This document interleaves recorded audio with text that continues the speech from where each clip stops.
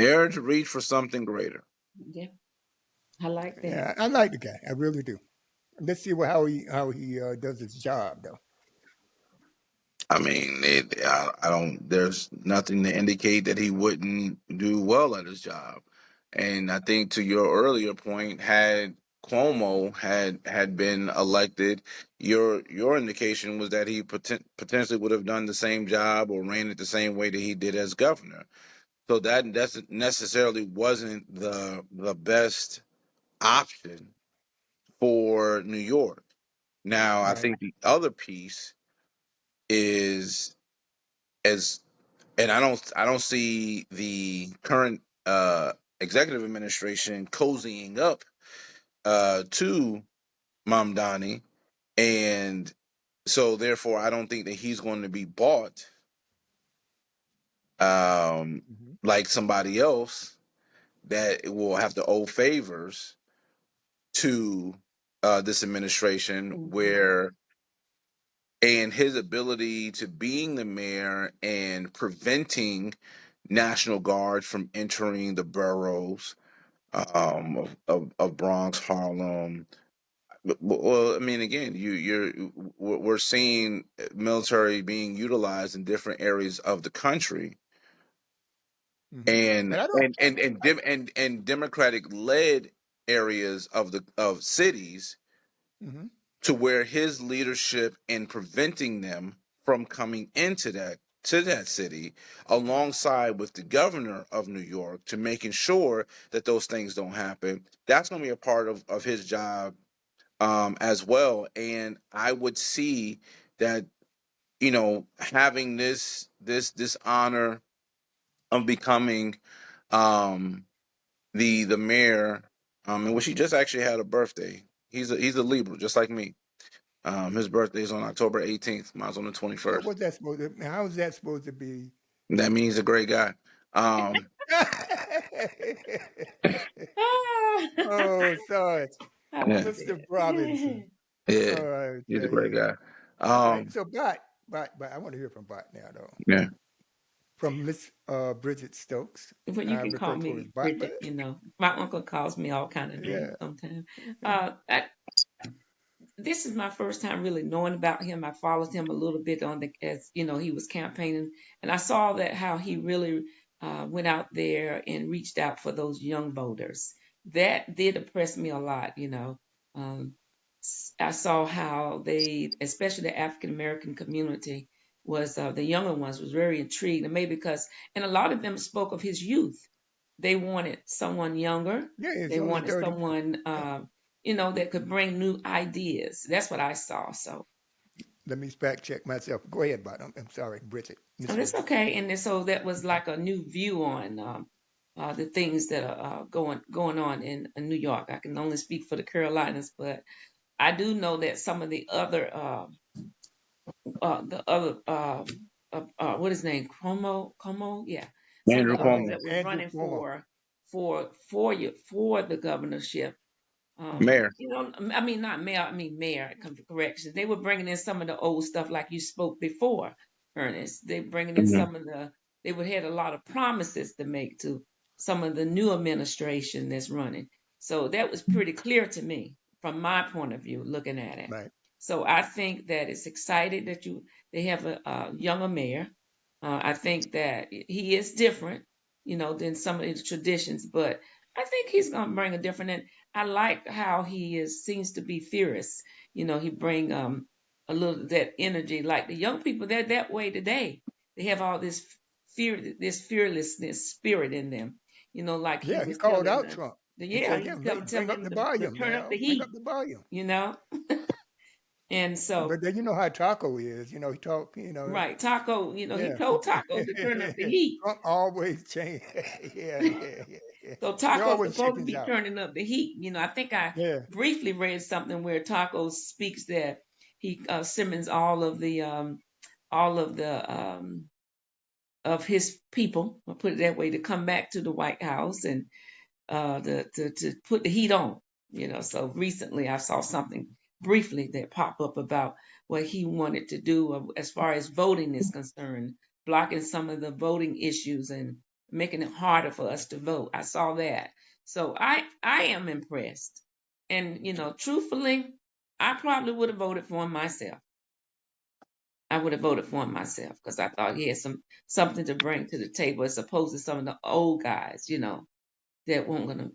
You just had to let that go. Yeah, You had to let it absolutely. go. And that same night, North Carolina also had their some of the smaller mayors and different, runoff Mm-hmm. here, Mm-hmm. but it was the Mm-hmm. smaller towns, and of course it went back red. I think one position was blue, but it went back red as expected because I feel like North Carolina just do not get out there and reach out to those young people, those young voters in these rural towns. They just don't do it, and that's what's needed here. All right, I'm gonna just play this little clip here. Mhm. That's not the one I wanted to play. Definitely not. Oh, come on. Ah, all right. I ain't playing Trump then. Our guys. I'll edit this out. But I want to switch to it. I want to switch to the government shutdown, and a lot of people are not getting paid. The federal workers. We have actually broken the record on the length of time of the shutdown. It used to be 35 days. We surpassed that the other day, yesterday or the day before.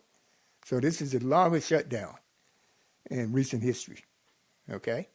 So Hmm. I would like to talk to Ernest, who is directly impacted by these shutdowns. So Ernest, Yeah. I mean, I feel bad for the Yeah. federal work. It touches my heart because they work hard to get to where they are. Yes. Okay, so could you tell us? You're right there in D.C. I mean, you're directly impacted. Your check comes from the Fed. So tell us a little bit about that.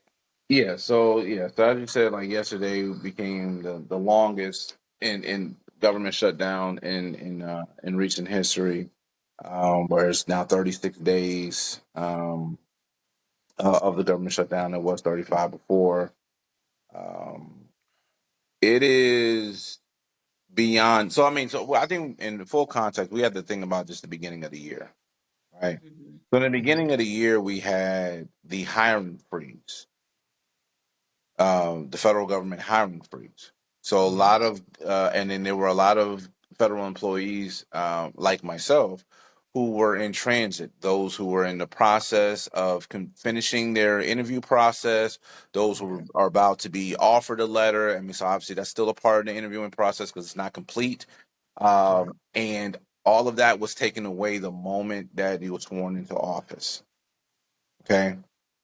So that began a lot of people's unemployment process. To again, also, some people may be losing their homes because some people sold their home or moved away to move to DC or the DC area or to wherever that federal job was at, and then they lost their position, which now they may have left them with no income or only one income when they may have had two or at least had one income into their family. Fast forward here to now with the government shutdown, but you also have to understand too, prior to then, there were also funds that were being pulled away from states and programs that were being cut all year long, Hmm. all year long, to the point where there were not Goodwill, what was it? It was one of the nonprofits that United Way. One of the Hmm. United Way programs has been around in this area for about 85 years. They Wound up didn't take having away the United Way, did they? they had to close its doors. Really? The Yeah. United Way? Not Yeah. all of them, but just one of them that were in this area because again, some of those programs were impacted by that. You also have to remember that in the beginning of this year, they also put out the some of the students that were at Job Corps. They cut those programs Sure did. and forced those and in many cases young people, I don't like to call a 16, 17, 18-year old a child, but Right. put them out of that program where many of them did not have families to go home to. Many of them are there in Job Corps because of their circumstances being so dire wherever they're coming from. And also, a lot of them don't live in the state in which they are at the Job Corps for. You have people who Oh are yeah, from, yeah. yeah, right, from Baltimore that may be in the Chicago Job Corps, or or vice versa, or whatever the case may be. Again, now fast forward, here we are into the government shutdown, where you have hundreds of thousands or yeah, tens of thousands, not hundreds of thousands of federal employees who have been furloughed.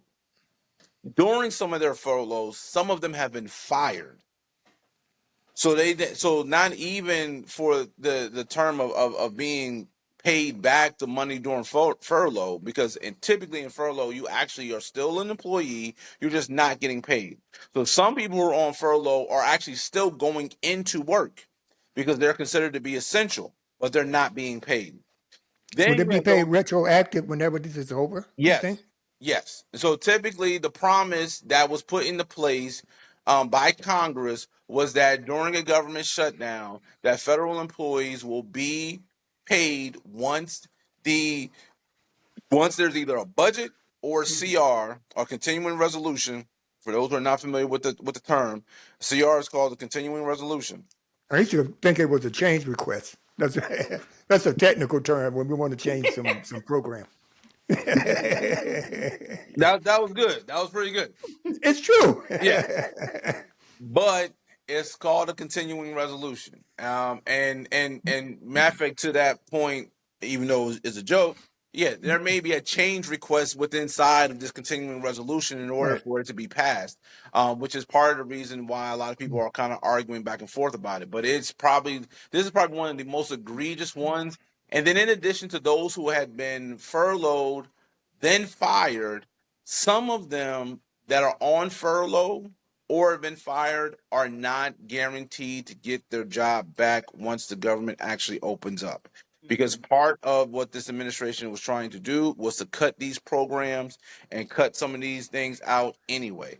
And so it is, and then when you had the SNAP programs that were being cut and impacted by that, and then the threat from the executive administration Oh, stating I'm that sorry. Y'all guys see our show on Snap last week. Okay, it's on yeah. YouTube and it's on the podcast, all the podcast streaming platforms. Just we did one on that. Just want to remind the folks. Thank you. Sorry. Yeah, no problem. And then the threats on states if they were to implement any type of emergency funds to bring relief to individuals who need that money.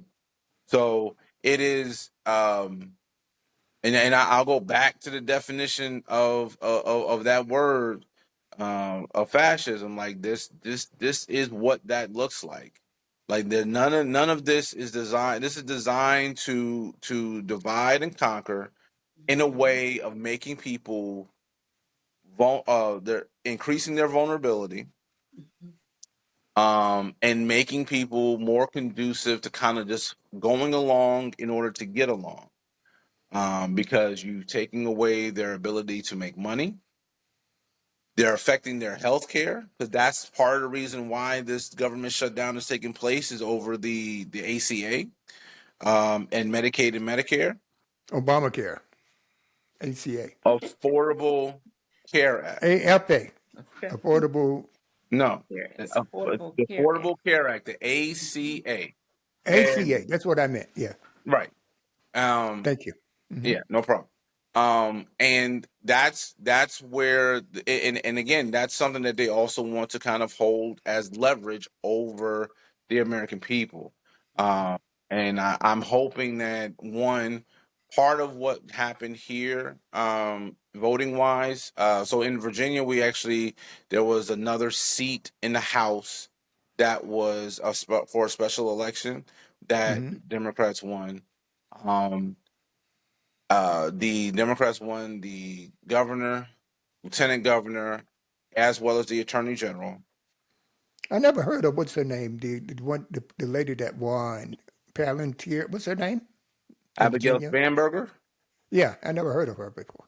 Yeah, so Abigail Spanberger was former. Well, she was in the CIA, and she was also a former House representative.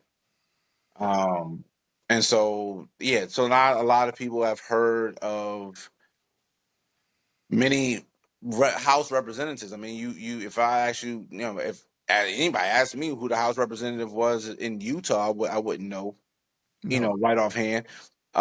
And part of the reason why governors get so much national exposure is because of some of the things that, how laws are actually passed, or ratifications to the Constitution are actually done, and you need the governors in order to being able to do that. Um, Okay. and then with Virginia having the Federal Reserve, all of our military bases, so much of our federal employees, a lot of veterans and everything else. It is in the proximity to Washington D.C. It is a huge, huge thing to have it change over. So now you have in Jersey. Matter of fact, in Pennsylvania, you have a Democrat governor. You have a Democrat governor in New Jersey. You have a Democratic Hmm. governor in Maryland, and you have a Democratic governor in Virginia. Okay. Now I want to just pivot to California with the electoral that initiative that they had on the ballot in California that Gavin Newsom sponsored. Okay, about the districts, the election map in Yeah, Prop 50. California that he put. Yeah, Prop 15. Was that it? 50, Mm-hmm. 50. 50. 50. Okay. Yeah. Proposition 50. So, Bart, Mm-hmm. you want to? Can you speak to that a little bit for the audience? Well, definitely, I'm familiar with redistricting because Oh, yeah. North Carolina got hit hard with redistricting because we did not elect last year. We had elected a Democratic straight ticket, except I want to say except our election board. Isn't that kind of coincidental? And so we have in our house our house and Senate, we have all Republicans that run North Carolina, make the laws here. So they Mm-hmm. redistrict everything here in North Carolina. But in California, when they passed um, the law to The redistrict, ballot initiative. Yeah, yeah, the ballot I was initiative. Yeah. happy, and I was happy about that because I'm hoping there's an offset a little bit for so much redlining here in North Carolina. And It's I was always been. thinking Yeah. when I was here, New York? Do you think because it is a blue state? Do you think that New York governor would consider redistricting um, some of those Not in New areas? York, 'cause New York is blue. New New York York is City blue, is but blue. California is blue also, isn't it? Well, California is blue, but they got significant representation in Congress. So, Every little. Correct me if I'm wrong, Ernest. That's where the rubber meets the road. so the The House is the key, prop, along with the Senate. yeah, Prop 50 was in response to Texas. Texas I know. did, yeah, Greg Exactly. Abbott. Texas Yeah. did the redistricting, and to what Walter is saying is that because California is so large, they are able to carve out more seats based upon what they're currently representing to bring more seats to Congress for the House of Representatives to offset what what that is. And taking away where Bakerfield, which is where the previous speaker, and his name is escaping my mind for whatever reason. Um, but that was a Republican district, and so that being redistrict to where there's more Democrats in that area. Now, here's the key to it, and this is something that you hit on earlier, Bridget, about the fact that people not coming out to vote. Redistricting does not work if you don't come out to Don't vote. come out and vote. No, yeah, absolutely. So Period. right, so you have there's 10,000 Democrats in this particular city. There are 5,000 Republicans. So you have a 2-to-1 ratio on the Democrat side, but only 2,000 Democrats come out to vote and 4,000 Republicans come out to vote. That district is now going to go to Republicans, The Republicans, of course. and vice versa for Republican versus Democrat if you don't come out and vote. The purpose of saying any of this is that we have to engage everyone to come out and vote. And I think also we have to make sure we look at the numbers when we're talking about whether or not if young people are coming out to vote or just the people coming out to vote at all. Because in some of those Mhm. areas, when I was looking at some of the numbers in North Carolina and even some of the areas in some of the places here in Virginia, you're only talking about less than 2,000 people in that entire area that even voted. And that's between both Republican and Democrat. Mm-hmm. So if you're only having 2,000 people, but you have a city of 30,000 people, and let's just say for the sake of argument, at least 10 or 12,000 of them are all legal voters, Right. Mm-hmm. you're having less than 10% of your voting population actually come and vote. Mm-hmm. So that in itself is problematic, and where it's too easy to point to young people not voting and not necessarily making sure that one, we're creating um plans for our community to go out and vote, collective voting, whether it's mail-in voting, which I know that has a negative connotation to it sometimes, the way that people are trying to pervert the use of mail-in voting, early voting, but making sure that people actually vote. And there is I say a level of apathy across this country that has happened for far too long because there are so many avenues to being able to vote early, and in any other type of way, mail in ballots, whatever have you. And we don't. And we have the numbers that we have. So even Well, yeah. yeah. Well, I think that the election results from Tuesday justifies people coming out to vote. When they come out, I mean, those, I think the second largest election in terms of participation that we had in New York, and I don't know when and how, I don't know how long, but that's what it works. And the young people have to know that their vote counts. And that's All what right? happened during the Obama administration, not Obama administration, but when Obama here in North Carolina ran for the first time, Obama won North Carolina. And that was Yeah. one of our strongest election years when he ran. And he brought those young folks out.